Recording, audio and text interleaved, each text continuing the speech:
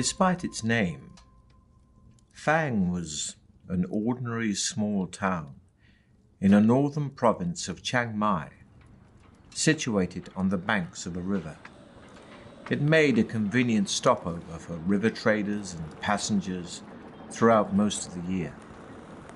A few barges, rafts, and sometimes even a large sailboat could usually be found moored at Fang. But all that was long ago, before the creation of the Trial of Champions. Now, once a year, the river is crammed with boats as people arrive from hundreds of miles around, hoping to witness the breaking of an ancient tradition and see a victor in the Trial of Champions.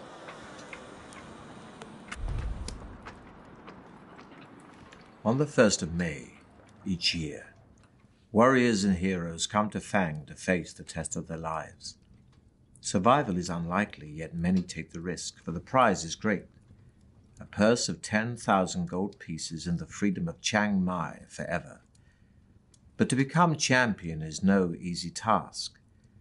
Some years ago, a powerful baron of Fang called Sukumvit decided to bring attention to his town by creating the ultimate contest.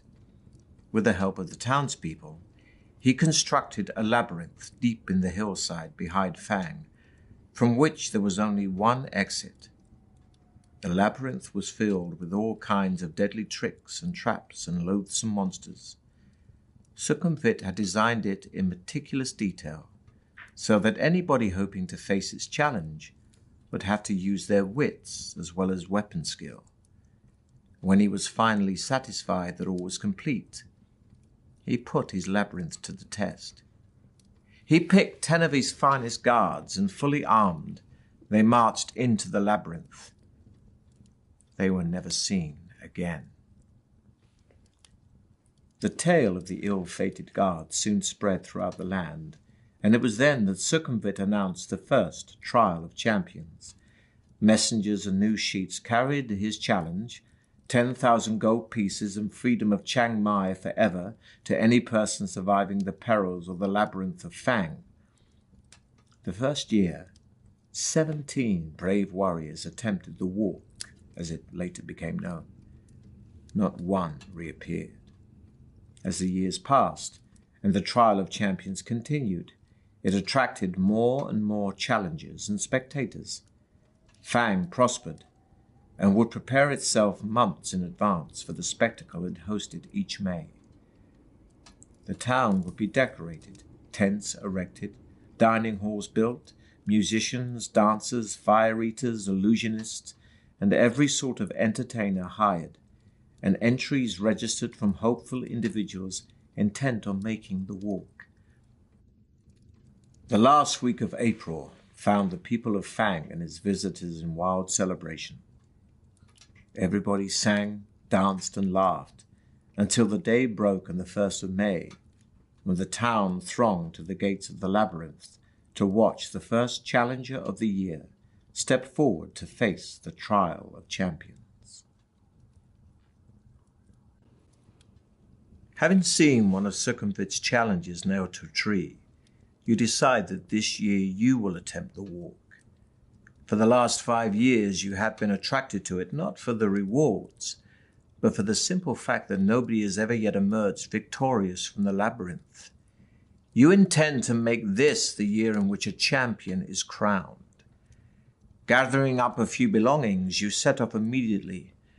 2 days' walk takes you west to the coast, where you enter the cursed port Black Sand. Wasting no time in that city of thieves, you buy your passage on a small boat sailing north to where the river Coke meets the sea, and from there you raft upriver for 4 days, until finally you arrive in Fang. The trial begins in 3 days' time, and the town is in an almost hysterical mood of excitement. You register your entry with the officials and are given a violet scarf to tie around your arm, informing everyone of your status. For 3 days you enjoy Fang's greatest hospitality and are treated like a demigod. During the long merriment, you almost forget your purpose in Fang. But the evening before the trial, the magnitude of the task ahead begins to dominate your thoughts. Later, you are taken to a special guest house and are shown your room. There is a splendid 4-poster bed with satin sheets to help you rest. But there is little time left for sleep.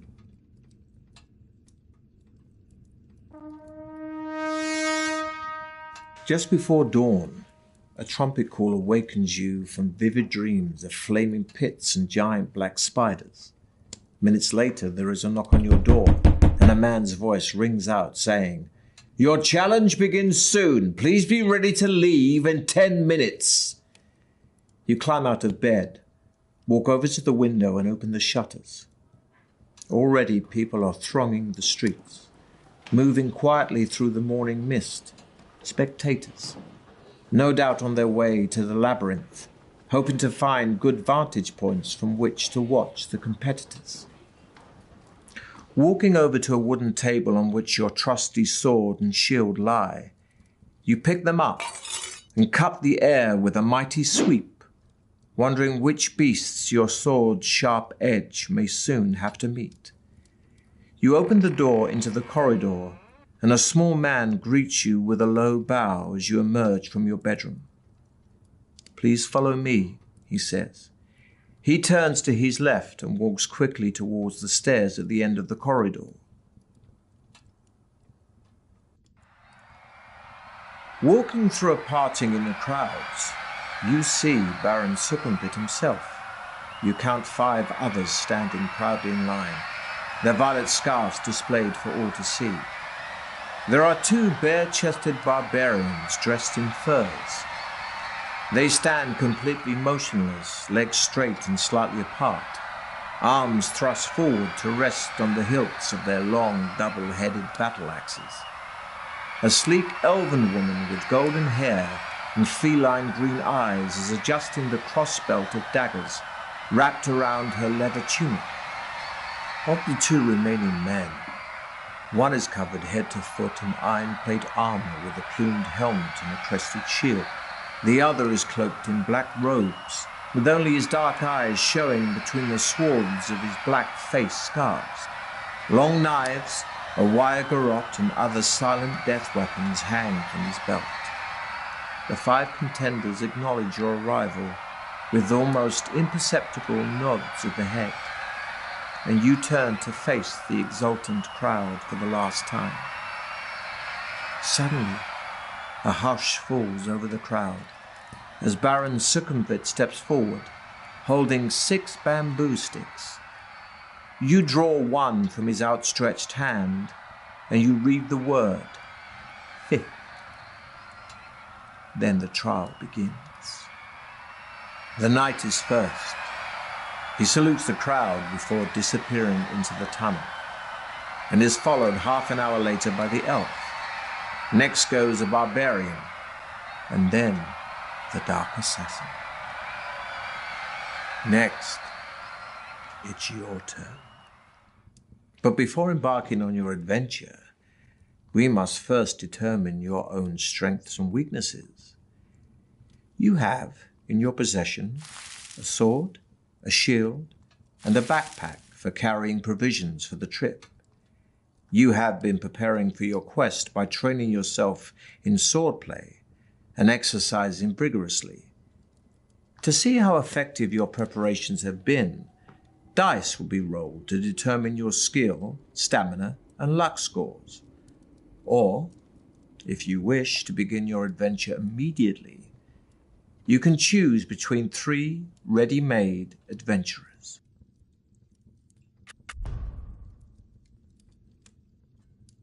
You can choose to be Alaric Ironwood, whose approach in battle is simple and direct. To charge forwards, huge shoulders whirling his sword manically about his head, chopping left and right with such force and speed as to quickly put any enemy off getting too close. And should they ever manage to sneak a blow in under this onslaught, Alaric's impressive physique will normally just brush it off, as if it were a scratch. Born in Fang himself many moons ago, Alaric is a hero to the locals. His mother still lives there, a diminutive woman who makes her living as a seamstress. And quite how she produced such a gigantic warrior no one quite knows. But the popular theory is that somewhere down his ancestral line, giant blood runs in his veins. Alaric's initial skill is 8, his initial stamina is 23, and his initial luck is 7. Alaric also carries a potion of strength that gives 2 opportunities to restore his stamina points to their initial amount.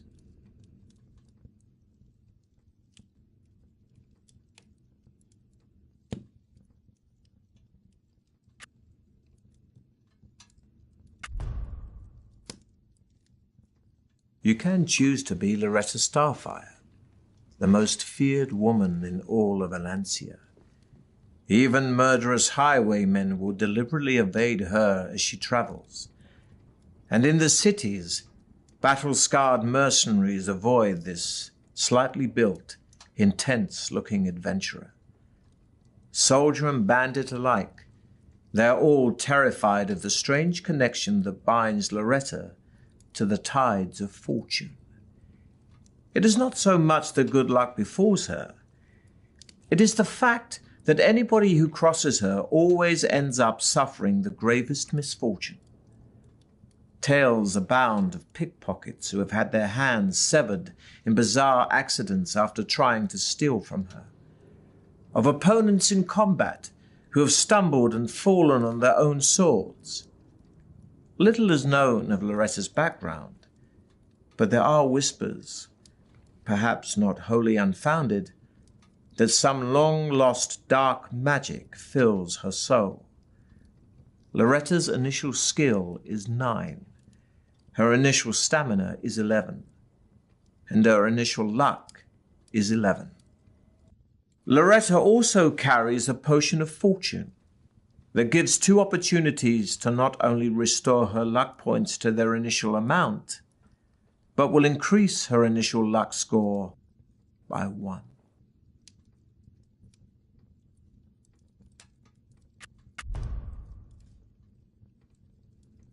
You can choose to be Rasmus Longbeard, a supreme master with all types of offensive weapons, from throwing knives to longbows. There is nothing that does not put the fear of the gods into his foes when it is in his hands. But it is his swordsmanship that is his most stunning attribute. The son of a blacksmith, he spent his infancy surrounded by blades of all designs. Ever since he was just a boy, he has repeatedly defeated opponents of greater age and experience in duels. He is even said to be able to chop a crossbow bolt from the air.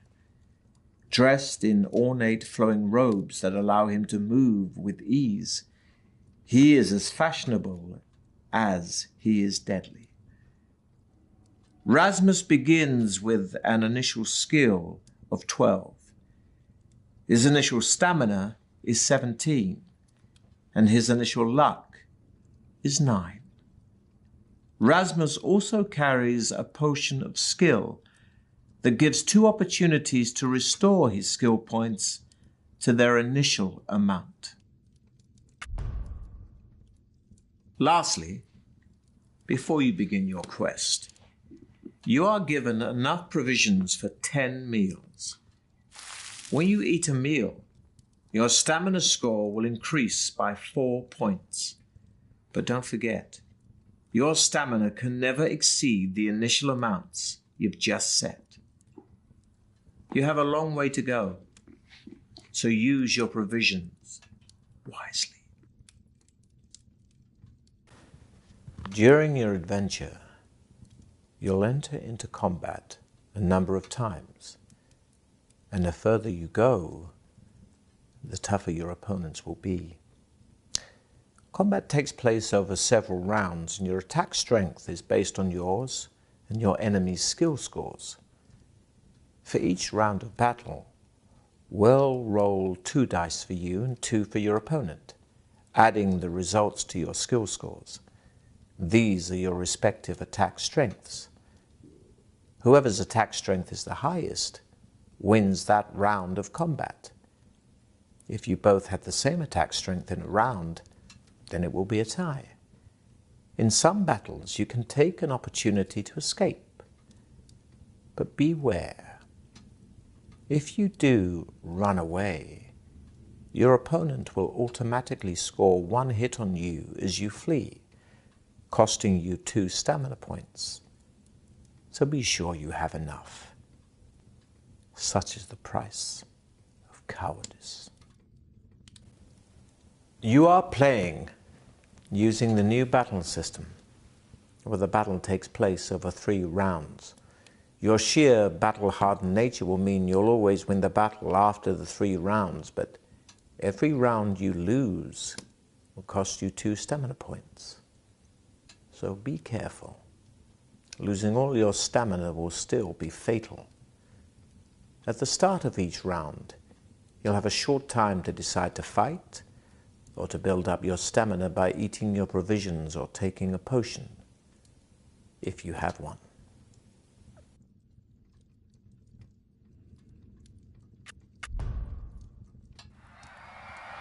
Now it is your turn to salute the crowd.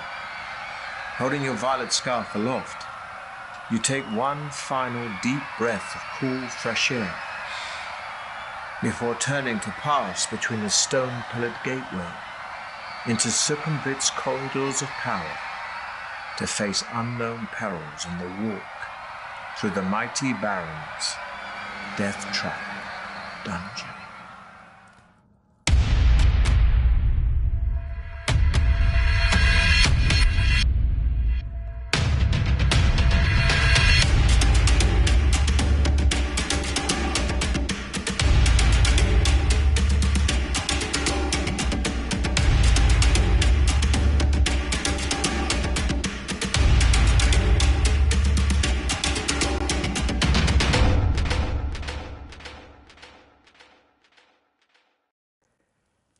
The clamour of the excited spectators gradually fades behind you as you venture deep into the gloom of the cavern. Large crystals hang from the tunnel roof at 20-metre intervals, radiate just enough soft light for you to see your way. As your eyes gradually become accustomed to the near darkness, you begin to see movement all around. Spiders and beetles crawling up and down the chiselled walls disappear quickly into cracks and crevices as they sense your approach. Rats and mice scurry along the floor ahead of you.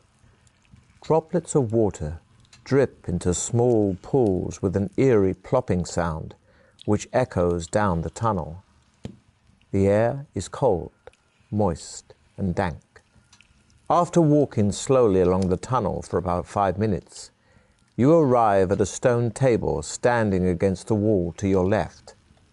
On it, there are 6 boxes, one of which has your name painted on its lid.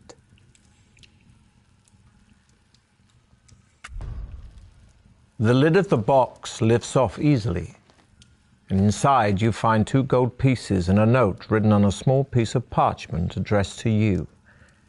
After placing the gold in your pocket, you read the message, which says, "Well done. At least you had the sense to stop and take advantage of the token aid given to you. Now I can advise you that you will need to find and use several items if you hope to pass triumphantly through my Deathtrap Dungeon. Signed, Sukumvit." Memorizing the advice on the note, you tear it into tiny pieces and continue north along the tunnel, where you come to a junction. A white arrow painted on one wall points west. On the floor, you can see wet footprints made by those who entered before you. It's hard to be sure, but it looks as though 3 of them followed the direction of the arrow, while one decided to go east.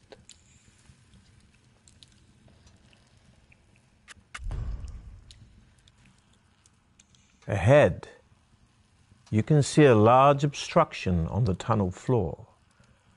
Although it is too dark to make out exactly what it is, the wet, eastbound footprints you have been following carry on towards the obstruction. You see that the obstruction is a large, brown, boulder-like object. You touch it with your hand and are surprised to find that it is soft and spongy. Your sword easily pierces the thin outer casing of the giant spore ball. A thick brown cloud of spores bursts out of the ball and envelops you. Some of the spores stick to your skin and start to itch terribly. You lose 2 stamina points as great lumps come up on your face and arms, and your skin feels as if it is on fire. Frantically scratching your itching lumps, you step over the now deflated spore ball. Pressing on east, you turn left, which heads north for as far as you can see. The footprints you are following start to peter out as the tunnel becomes gradually drier. Soon you are beyond the dripping roof and the pools on the floor. You notice the air becoming hotter, and you find yourself panting even though you are walking quite slowly. In a small recess on the left-hand wall, you see a section of bamboo standing on its end. Lifting it down, you see it is filled with a clear liquid. Your throat is painfully dry, and you feel a little dizzy from the heat in the tunnel.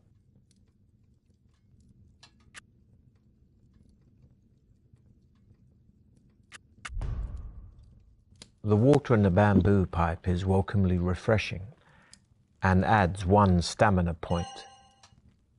It also contains a magical solution which will enable you to be exposed to melting point temperatures without harm. Discarding the bamboo, you start off north again, in good spirits. You find yourself dripping with sweat as the temperature continues to rise. As you struggle on, the heat intensifies until it becomes so unbearable that you feel yourself begin to pass out.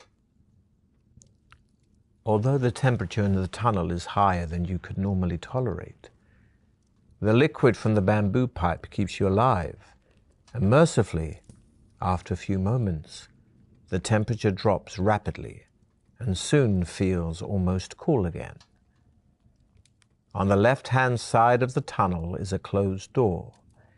It has a small iron plate in it, which looks like it might slide open.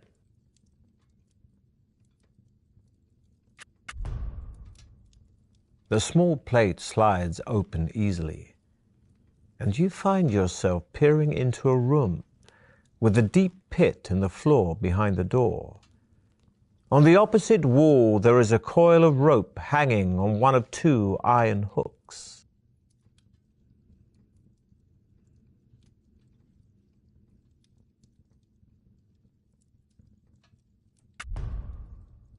The door swings open into the room, and you step back and jump over the pit. You put the rope in your backpack and jump back over the pit to leave the room and head north. Ahead, you see that the tunnel turns sharply to the left.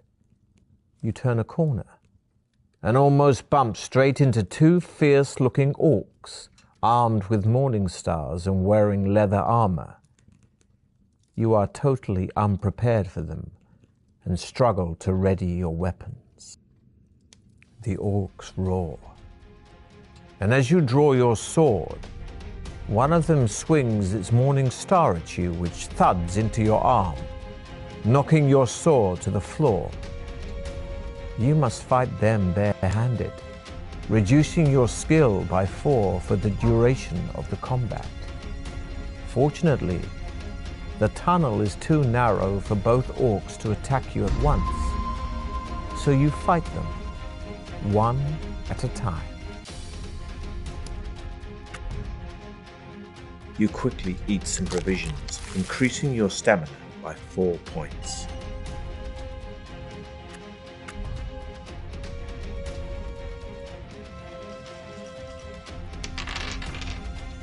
You parry, but your enemy is too fast and you crack your head on the floor as it knocks you to the ground.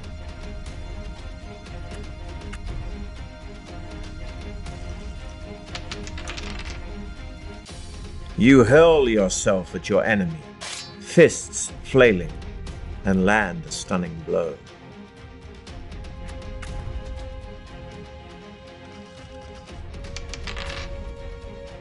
You drop to the ground, sweeping away the orc's legs. Its head hits the ground hard with a sickening crunch. The first orc slumps lifeless to the floor, so you turn your attention to the other.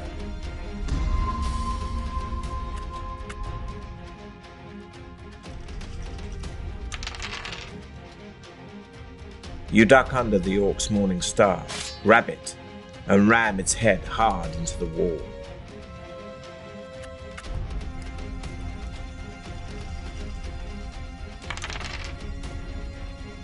You hurl yourself at your enemy, fists flailing, and land a stunning blow.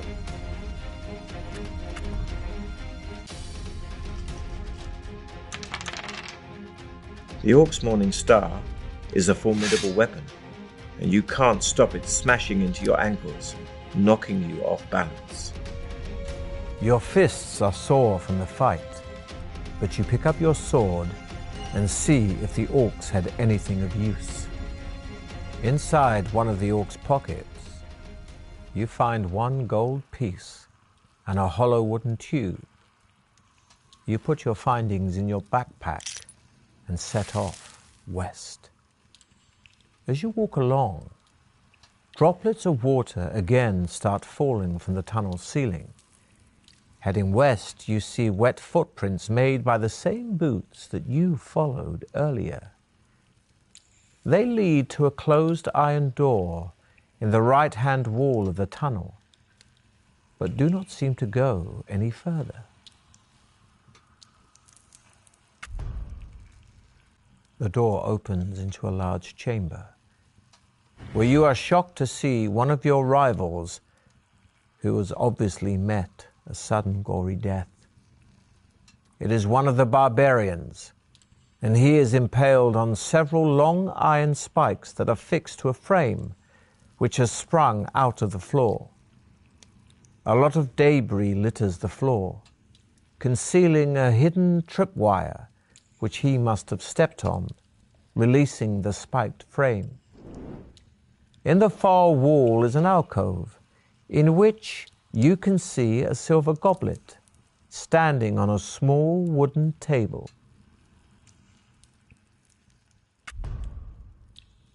The pouch on the barbarian's belt is empty, apart from some strange-looking dried meat wrapped in a cloth.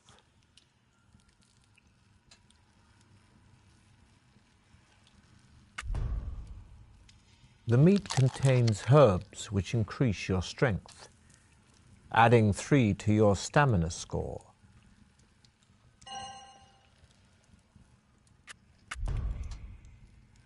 The passage soon leads to a junction, where you notice more footprints on the floor, possibly as many as 3 pairs, heading north from the south passage. You decide to follow them to where the passage opens out into a wide cavern, which is darker but much drier. Ahead, you see the footprints gradually fade, then disappear. There is a large idol in the center of the cavern that must be 6 meters high. In its head are jeweled eyes, each as big as your fist. On either side of the idol stand 2 giant stuffed, bird-like creatures. Not much farther down the tunnel, you come to a closed door on your left. Putting your ear to the door, you listen intently but hear nothing. You enter a room which is small and completely empty. As soon as you are inside, the door slams shut behind you. Suddenly a voice booms out of nowhere, shouting, "Welcome to Deathtrap Dungeon, the ingenious killer labyrinth of my master. Adventurer, I trust you will pay your respects to my master by shouting out his name."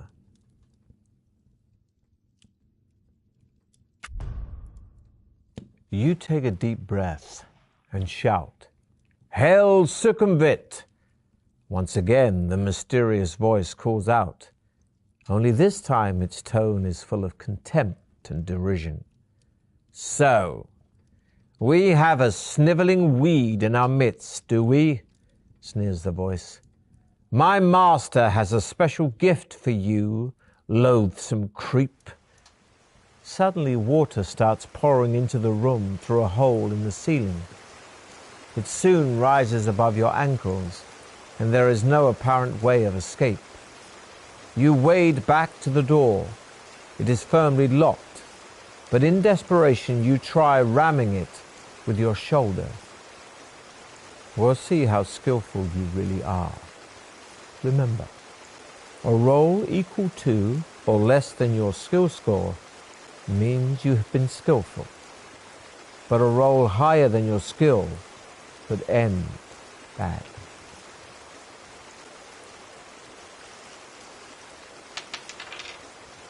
The door cannot withstand the furious battering you are giving it. The center panel cracks and splinters, enabling you to kick a hole in it large enough for you to squeeze through. Soaked, but happy to have survived your ordeal, you set off north again. The tunnel twists and turns, but keeps steadily north. Ahead, you see a thin shaft of blue light streaming down from the ceiling to the floor. It sparkles and shimmers, and you can see images of laughing faces in the light.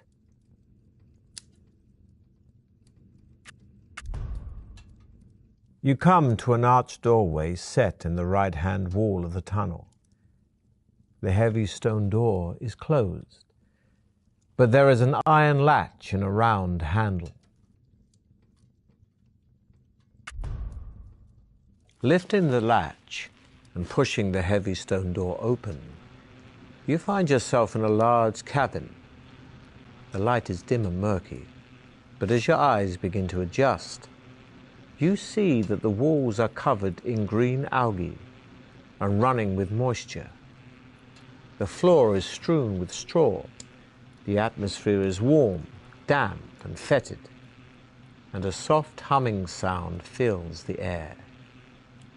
You step gingerly through the straw towards a corner of the cabin where there appears to be a shallow pit. Peering warily into the pit, you are disgusted to see a mass of pale, writhing worms, some as much as 1/2 meter long. Nauseated, you are about to turn away when you notice that their undulating bodies are swarming around a dagger, its point held fast in a crack in the pit floor. The hilt is cased in black leather, studded with opals, and the blade is fashioned from a strange, reddish-black burnished metal you have never seen before. You long to touch the dagger, but this would mean plunging your hand in among the writhing worm.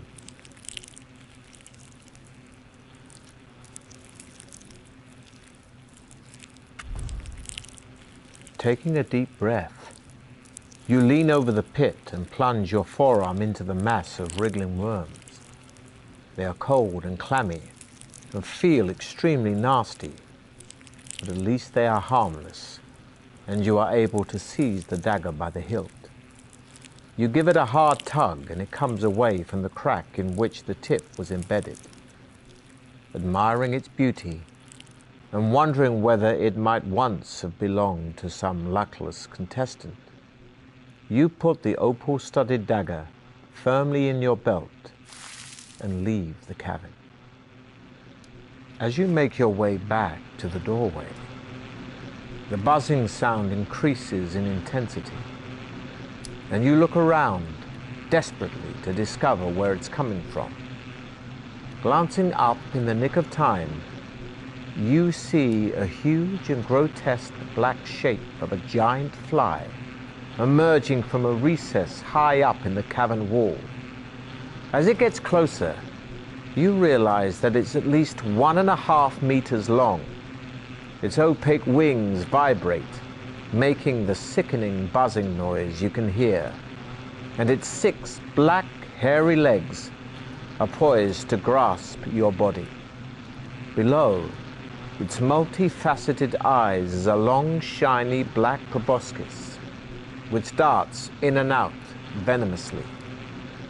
You have stolen the giant fly's treasure from her brood of maggots, and you must face the consequences. It's time to test your luck again. Remember, a roll equal to or less than your luck score means you've been lucky, but a roll higher than your luck could end badly.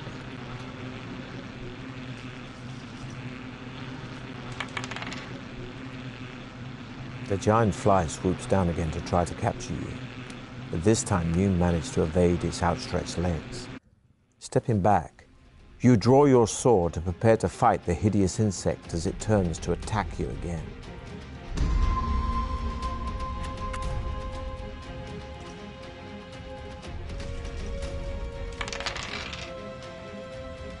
The creature flies at you so close you can't use your weapons. Grabbing it by its legs, you swing around, slamming it into a wall.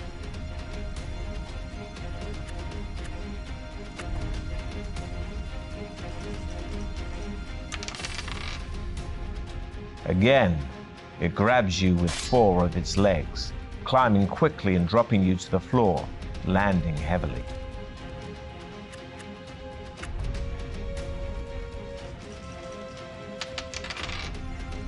You spin your sword around your head, clipping the fly and removing part of one of its legs. Pleased with your victory, you wipe the vile yellow slime from the blade of your sword and walk quickly to the door, back to the tunnel, and head north. The tunnel ends shortly at a junction. Looking left and right, you see a narrow passage disappearing into the dim distance.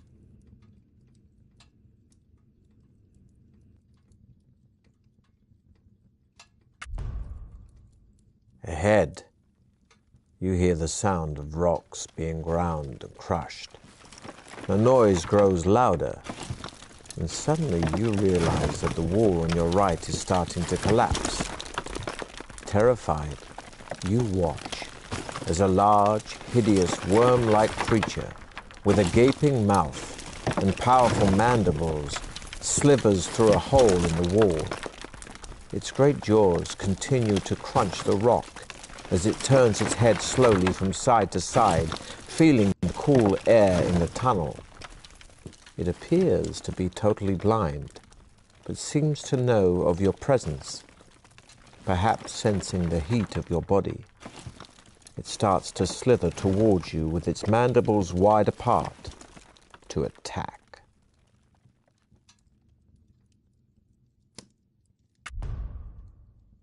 You draw your sword and advance slowly towards the huge, slimy rock grub.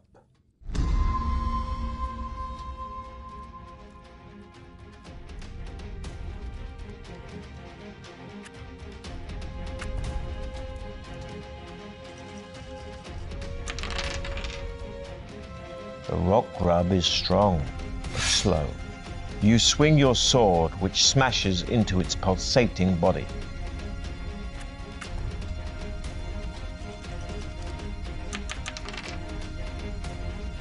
You thrust your sword, and you clearly damage the creature.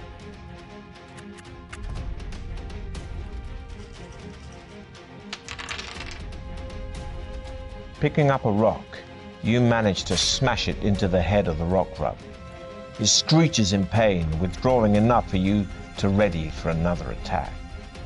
Pleased with your combat skills, you step round the great bulk of the dead rock grub and peer into the darkness of the borehole it left.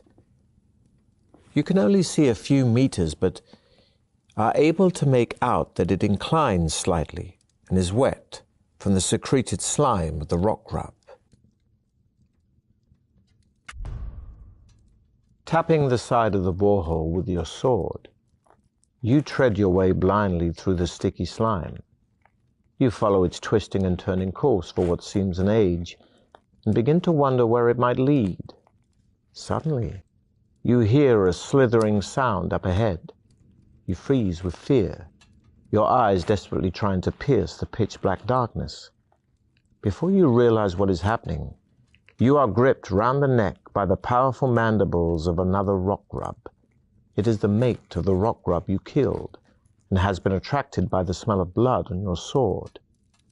It squeezes harder until your neck snaps like a small twig. Your adventure ends here.